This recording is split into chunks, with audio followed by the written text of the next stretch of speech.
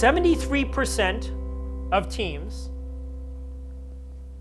split the equity within a month of founding, right at the beginning.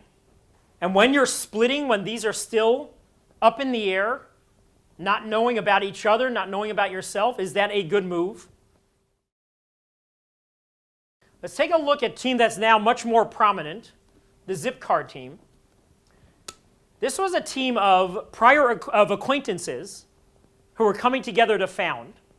Two women who knew each other because their kids shared a daycare center.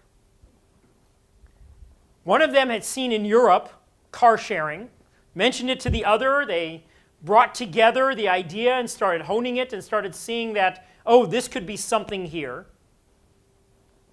Robin Chase, one of those co-founders, threw herself fully into the venture.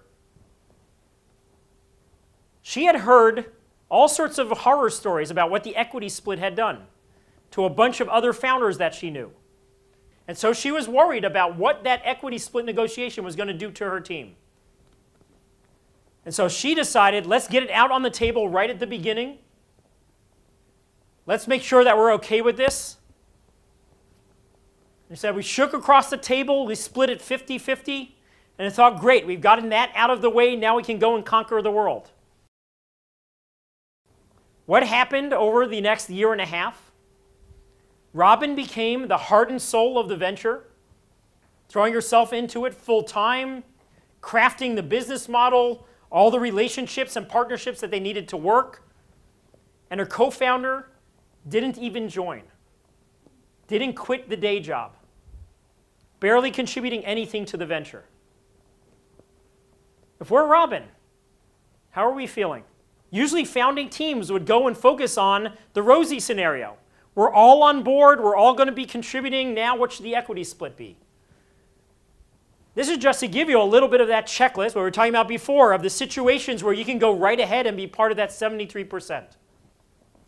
If you can go and be assured that you're not going to have to change your business model or your strategy, that you're not going to be going through any pivots throughout the life of your venture, if you can be assured that everyone is going to be scaling, they're going to be able to keep their roles, they're going to be able to keep contributing at a high level, no matter whether you have pivoted or not.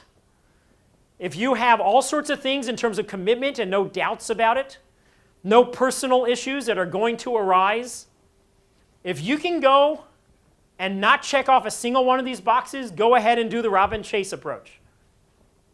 If any one of these things or more is going to be checked off, that's where you have to think hard about matching those uncertainties with that dynamism that you're going to have in your agreement.